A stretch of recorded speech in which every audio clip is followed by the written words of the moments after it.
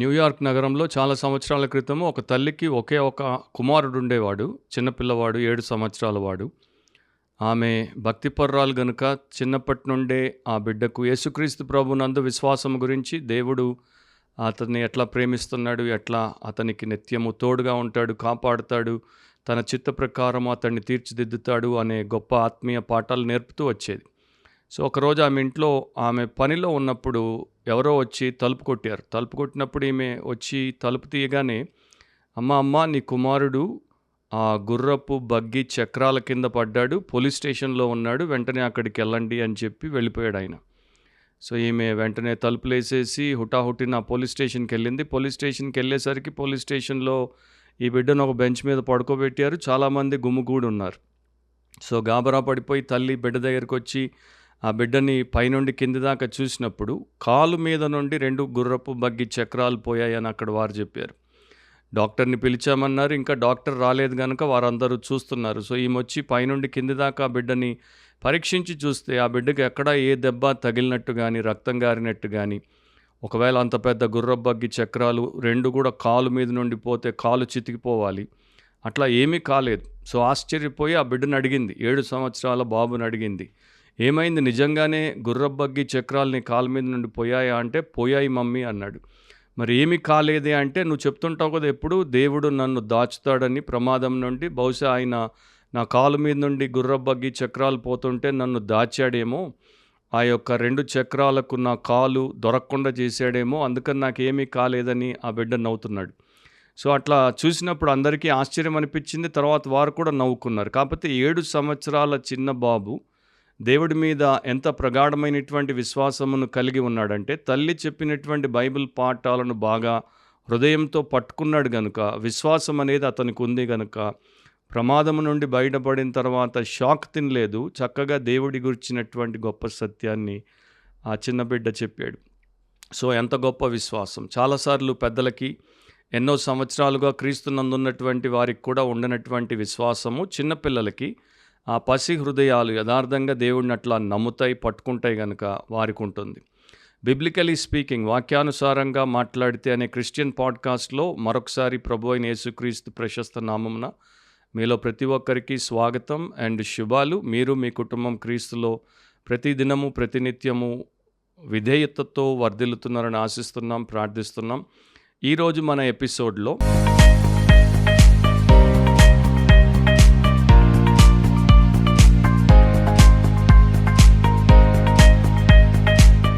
అపోస్తలుడైన పేతురు, 1 పేతురు 5వ అధ్యాయము 9వ వచనంలో ఇట్లా రాశాడు, లోకమందున్న మీ సహోదరుల యందు ఈ విధమైన శ్రమలే నెరవేరుచున్నవని ఎరిగి విశ్వాసమందు స్థిరులై వానిని ఎదురించుడి.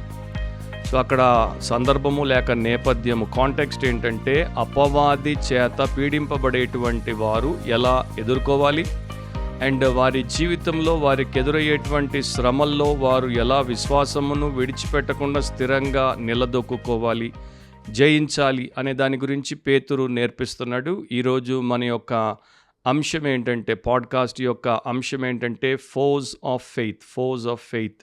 ఇది మొదటి భాగము.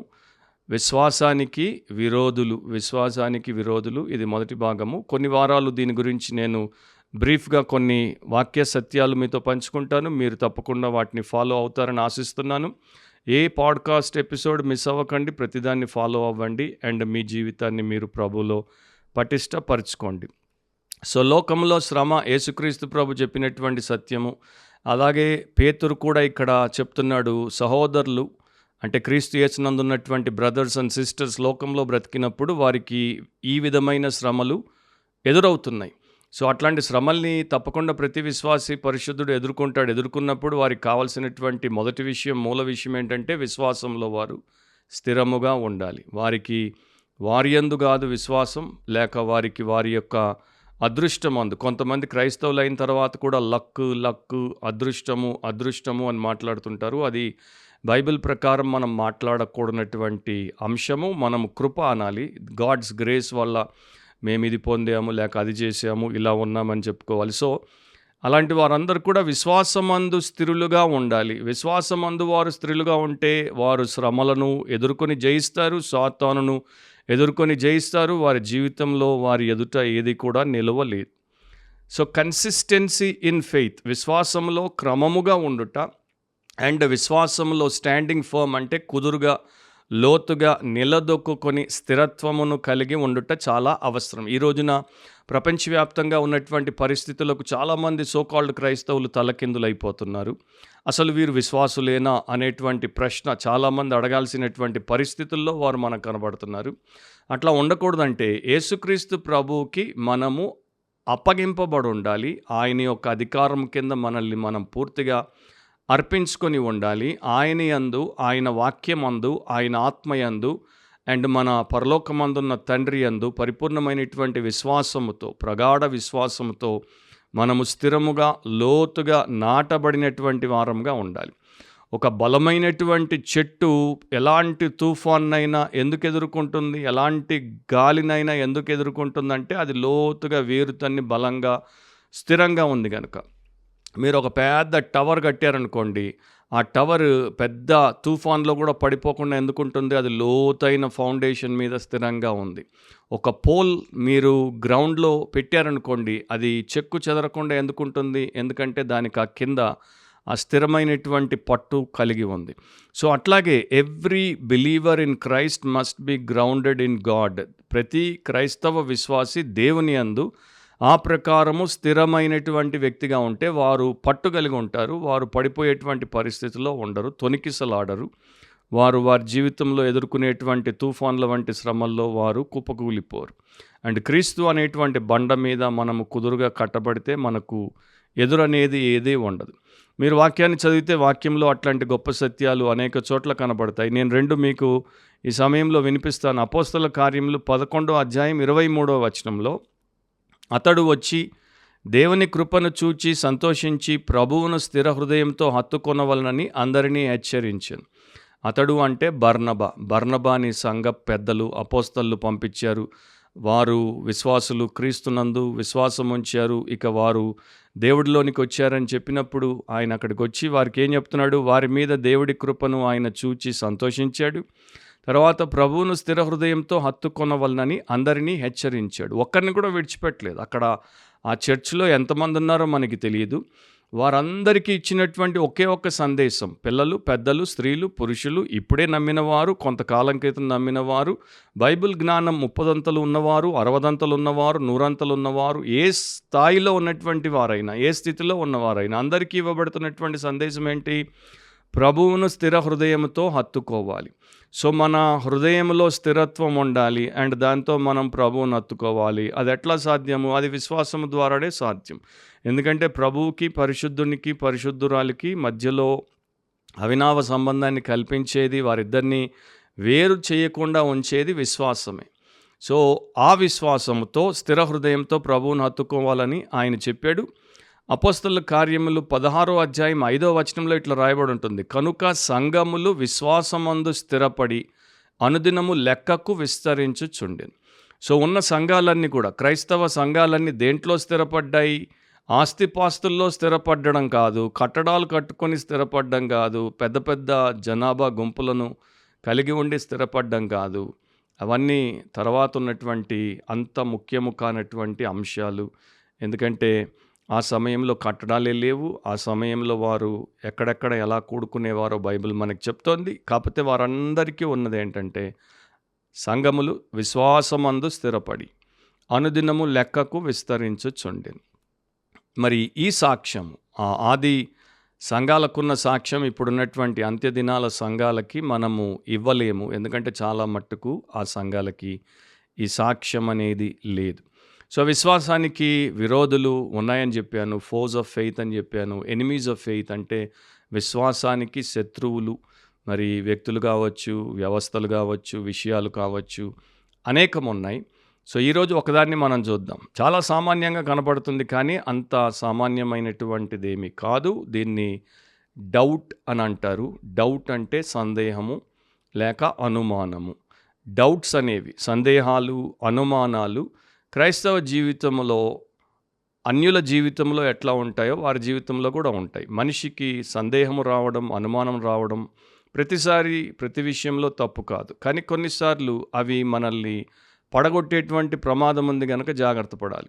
ఈ రోజున క్రిసెండమ్‌లో అంటే క్రైస్తవ లోకంలో ప్రపంచవ్యాప్తంగా మొన్నటిదాకా బాగా పేరుగాంచినటువంటి పాస్టర్లు, బాగా పేరుగాంచినటువంటి సింగర్లు, బాగా పేరుగాంచినటువంటి లిరిసిస్టులు అంటే గీత రచయితలు, మొన్నటిదాకా బాగా పేరుగాంచినటువంటి ఆథర్లు, గ్రంథకర్తలు, లేకపోతే మ్యూజిషియన్స్, సంగీత కళాకారులు, లేకపోతే ఇవాంజలిస్టులు, సువార్థికులు, ఇట్లాంటి వారు థియోలోజియన్స్ అంటే దేవశాస్త్ర బోధకులు, ఇట్లాంటి వారందరూ కూడా ఈ రోజున ఇక నేను క్రైస్తవ్యాన్ని విసర్జిస్తున్నాను, నేను యేసుక్రీస్తునిక నమ్మబోవట్లేదు, నా విశ్వాసాన్ని నేను విడిచిపెట్టేశాను, నా భక్తికి నేను స్వస్తి చెప్పాను, నేను ఇప్పుడు క్రైస్తవుడిని కాదు, నాకు క్రైస్తవ్యంతో సంబంధం లేదు, నేను ఇప్పుడు లోకస్తుడిగా నా ఇష్టానుసారంగా బ్రతకదలుచుకున్నాను. ఎందుకంటే నేను ఇంతకాలం నమ్మి పట్టుకున్నటువంటి ఆ క్రైస్తవ విశ్వాసము నాకిక ఏమాత్రం విశ్వాసముగా అనిపించట్లేదు. నాకు దాని మీద ఎన్నో డౌట్స్ వచ్చాయి. ఆ డౌట్స్ అన్నీ కూడా నన్ను దానికి దూరం చేసేసాయి. డౌట్ అనేది నేను ఆల్రెడీ చెప్పాను, అనుమానము, సందేహము అది అందరికీ ఏదో ఒక సమయంలో వస్తూనే ఉంటుంది. కాకపోతే ఈ డౌట్ డేంజరస్ డౌట్ అనమాట. వీళ్ళకి వచ్చింది ఏంటంటే అపాస్టసీకి నడిపించేటువంటి ప్రమాదకరమైనటువంటి అనుమానం, సందేహం. వీరు విశ్వాస భ్రష్టులైపోవడానికి, విశ్వాసం నుండి బయటికి వెళ్ళిపోవడానికి, విశ్వాసకర్త కొనసాగించు క్రీస్తును వీరు స్థిరంగా హృదయంతో పట్టుకోకుండా విసర్జించేసి వెళ్ళిపోవడానికి అది కారణమైంది కనుక వీరు చాలా భారీ నష్టానికి గురయ్యారు. డౌట్ అనేది ఎక్కడి నుండి వస్తుంది? సెల్ఫ్ నుండి వస్తుంది, స్వంతం నుండి వస్తుంది, సొసైటీ నుండి వస్తుంది. ఇతరులు మనతో చలామణి అయినప్పుడు, వ్యవహారం చేసినప్పుడు వారు కూడా మనకు లేనటువంటి అనుమానాన్ని కలిగిస్తారు. సమాజంలో అందుకనే సూక్తులు, నానుళ్ళు, సామెతలు పుట్టాయి. అనుమానం పెనుభూతమని ఊరికే అనలేదు. అదే ప్రకారము మనకి సైన్స్ నుండి కూడా చాలా డౌట్స్ వస్తాయి. తర్వాత సాతాన్ నుండి డౌట్స్ వస్తాయి. ఈ ప్రకారం అనేక అనుమానాల ద్వారా ఎంతోమంది సతమతం అవుతుంటారు. కాకపోతే వీటన్నిటికీ జవాబు, వీటన్నిటికీ పరిష్కారము స్క్రిప్చర్స్లో దేవుడు మనకిచ్చాడు, లేఖనాల్లో దేవుడు మనకిచ్చాడు.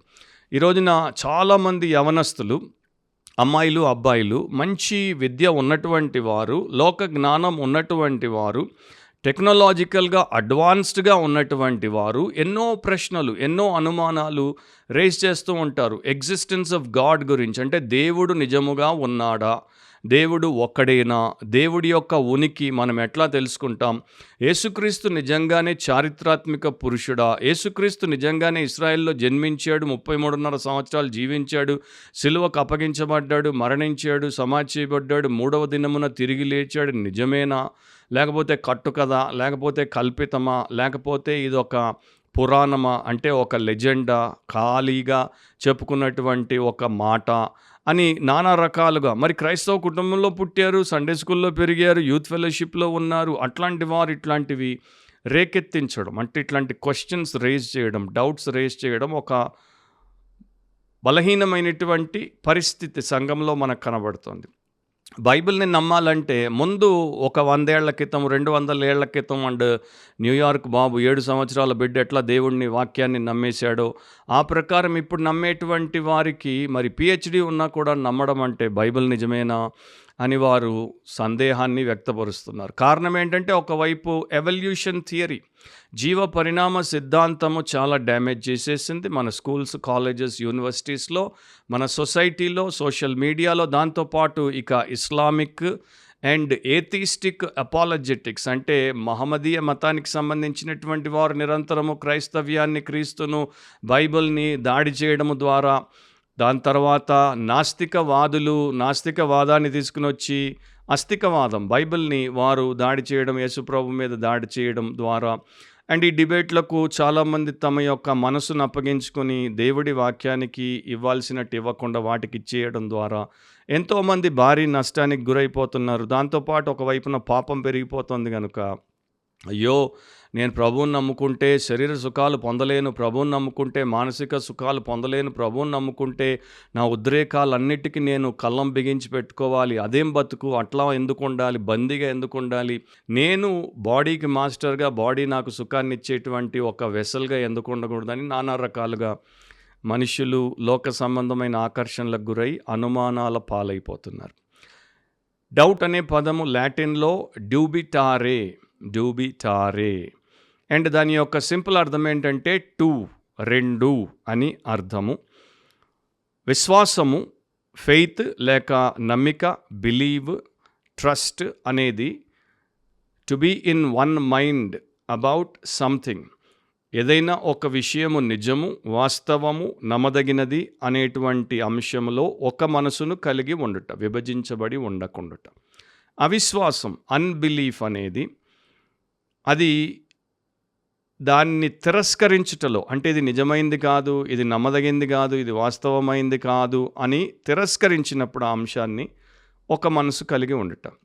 సో విశ్వాసంలో ఉంటే ఒకే మనసుతో నమ్ముతున్నాము, అవిశ్వాసంలో ఉంటే ఒకే మనసుతో దాన్ని కాదంటున్నాం, తిరస్కరిస్తున్నాం. కానీ డౌట్లో ఉన్నామనుకోండి, సందేహంలో ఉన్నామనుకోండి, 2 మనసులు కలిగి ఉంటాం. కొంతసేపు నమ్ముతాం, కొంతసేపు నమ్మలేం. కొంతసేపు నిజం అనిపిస్తుంది, కొంతసేపు నిజమేనా అనే అనుమానం, నిజమేనా అనే సందేహం. సో ఇది 2 తలంపుల మధ్యలో విభజింపబడినటువంటి ద్విమనస్కుడిగా బ్రతకడం. అందుకని ఏలియా కూడా అంటాడు, మీరు ఎంతకాలం అని 2 తలంపుల మధ్యలో కొట్టుమిట్టాడుతుంటారు. యెహోవా దేవుడైతే ఆయన పక్షాన ఉండండి, బయలు దేవుడైతే వాని పక్షాన పొండి.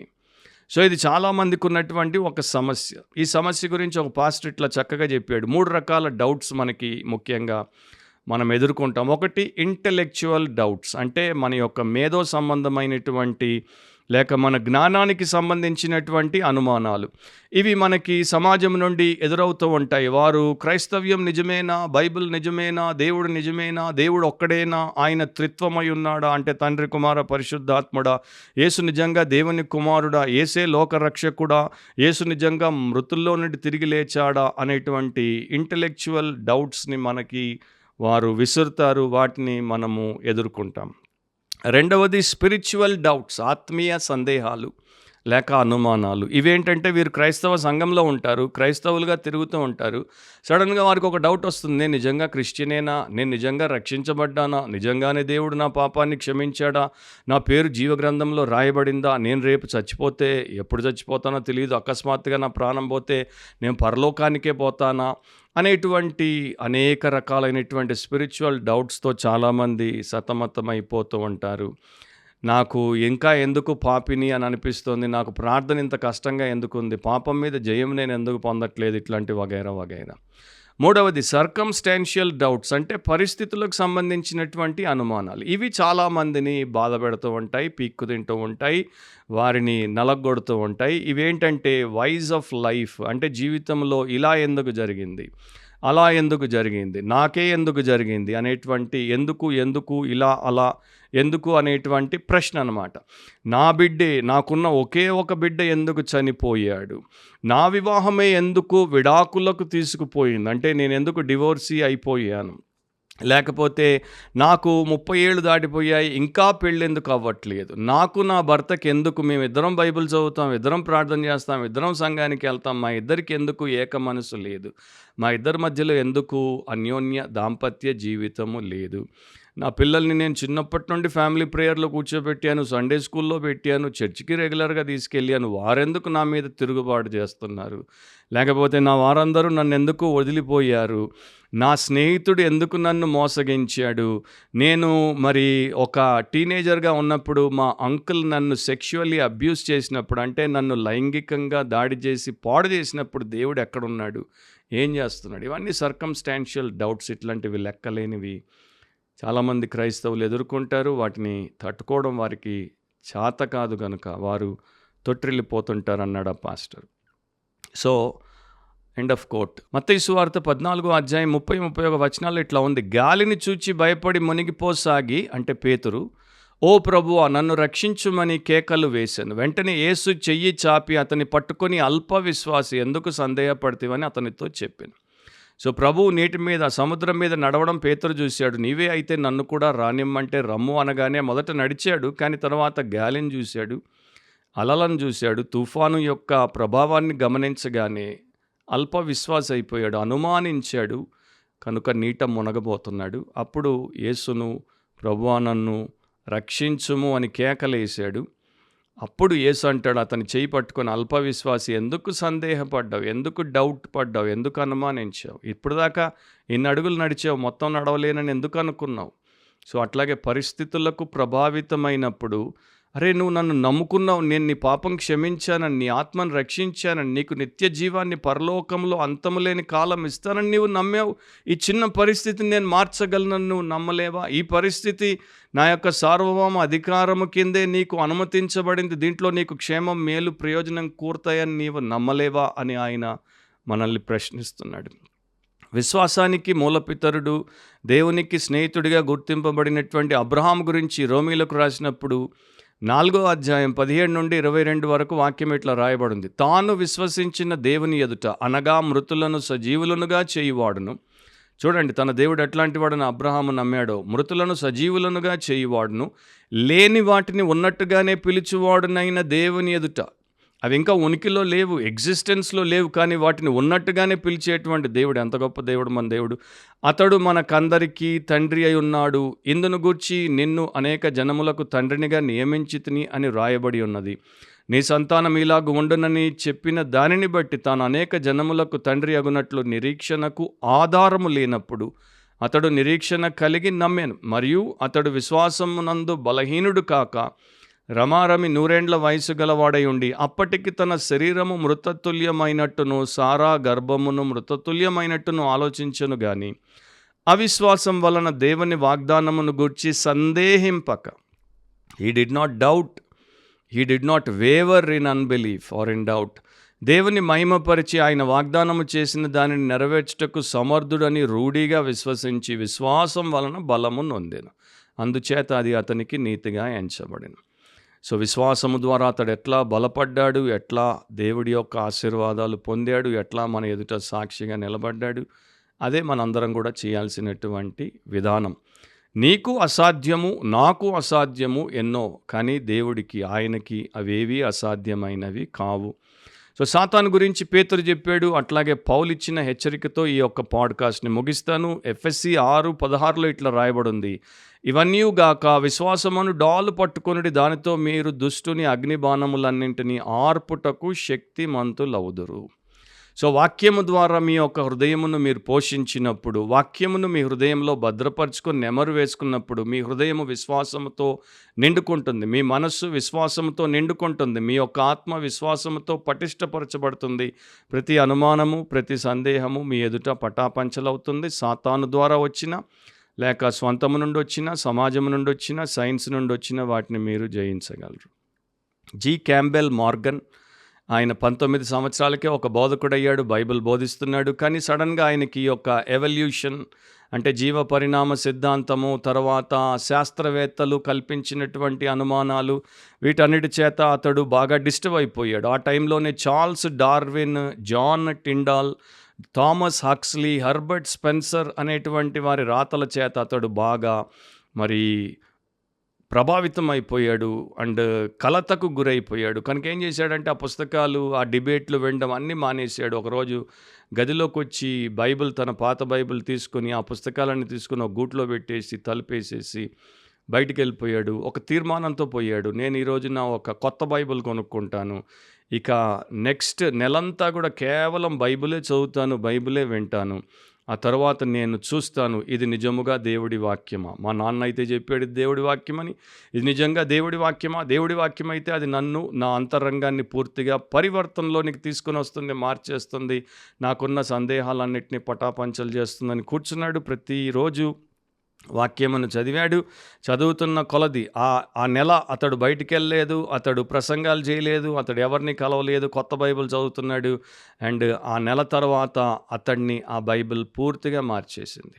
అప్పుడు అంటాడు, ద బైబిల్ ఫౌండ్ మీ, ఆ బైబిల్ నన్ను కనుగొన్నది, నన్ను పట్టుకుంది. ఇక ఈ కొత్త నిరీక్షణతో 1883లో అతడు తన బోధ అండ్ తన ప్రసంగ పరిచర్య మరలా మొదలుపెట్టాడు. ఇక జీవితంలో ఎప్పుడు వెన్ను తిరగలేదు. And G Campbell Morgan one of the renowned bible టీచర్స్గా ప్రపంచంలో అనేకులకు గుర్తించబడ్డాడు. సో ఆ ప్రకారం మన జీవితాన్ని దేవుడి వాక్యము ఎట్లా మారుస్తుందో ఎన్నో నేను మీకు చెప్పచ్చు. సో మనము దేని యందు విశ్వాసం ఉంచామన్నది ముఖ్యం, మనము ఎవరి యందు విశ్వాసం ఉంచాదన్నది ముఖ్యం, మనము ఎందుకు విశ్వసించామన్నది ముఖ్యం. డౌటింగ్ థామస్ కూడా తరువాత కాలంలో అనుమానములను, సందేహములన్నింటినీ కూడా జయించి డేరింగ్ థామస్ అయ్యాడు. మన దేశానికి వచ్చాడు, సువార్తను ప్రకటించాడు, యేసుక్రీస్తు కొరకు హతసాక్షి అయ్యాడు. ఒక వ్యక్తి తాను నమ్మిన దాని కొరకు ప్రాణాలు పెడుతున్నాడంటే ఎంత ప్రగాఢముగా నమ్మాడో చూడండి. So doubting Thomas daring Thomas అయిపోయాడు. నీవెంత పెద్ద డౌటింగ్ XYG అయినా కూడా దేవుడు నిన్ను డేరింగ్ XYGగా మార్చగలడు. సో ఒక సామెత ఉంది, చాలాసార్లు విశ్వాసం మనల్ని ఎటువైపు తీసుకెళ్తుందో మనకి తెలియకపోవచ్చు, కానీ మన విశ్వాసము మనము ఎవరి మీద కలిగి ఉన్నామో ఆయన మనల్ని తీసుకెళ్తున్నాడు అన్నది మనకు తెలిస్తే చాలు. సో నీ విశ్వాసము నీ పరిస్థితిలో నీకు రేపేమవుతుందో తెలియచేయకపోవచ్చు, పరిణామాలు ఎట్లా ఉంటాయో తెలియచేయకపోవచ్చు, కానీ విశ్వాసానికి కర్త, దాన్ని కొనసాగించు క్రీస్తు వైపు నీవు చూస్తూ ఉంటే, ఆయన నీ విమోచకుడిగా ఉంటే నీకు ఏ డోకా లేదు, నీకు ఫుల్ భరోసా ఉంది. కనుక నీవు విశ్వాసపు విరోధులైనటువంటి వాటికి బలి కాకుండా ఒక బలమైన విశ్వాసిగా వాటిని జయించుట అది దేవుడి చిత్తము. మరొకసారి బిబ్లికలీ స్పీకింగ్, వాక్యానుసారంగా మాట్లాడితే అనే క్రిస్టియన్ పాడ్కాస్ట్లో దేవుడు మనల్ని కలిపేంత వరకు గుర్తుపెట్టుకోండి. ఇది ఒక సిరీస్. వచ్చే వారము మనం మాట్లాడితే మరలా ఆ తర్వాత కొన్ని వారాలు ఈ అంశానికి సంబంధించి వివిధ విషయాలు మీ జీవితానికి ఉపయోగపడేవి దేవుడు మనకిస్తాడు. వాటిని మిస్ అవ్వకుండా మీరు తప్పక వినండి, మేలు పొందండి. మర్చిపోవద్దు, వాక్యానుసారంగా ఆలోచించండి, వాక్యానుసారంగా కోరుకోండి, వాక్యానుసారంగా మాట్లాడండి, వాక్యానుసారంగా ప్రవర్తించండి, వాక్యానుసారంగా జీవించండి. ధన్యులవ్వండి. God bless you all. See you soon. Amen.